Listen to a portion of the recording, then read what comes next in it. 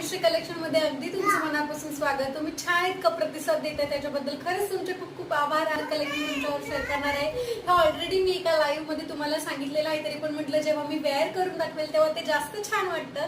तर बघू शकता फ्रंट मध्ये छान अशी प्रिंट असणार आहे, मध्ये 3 बटन असणार आहेत, बाजूने अशी सिल्वर कलरची लेस असणार आहे, समोसा लेस।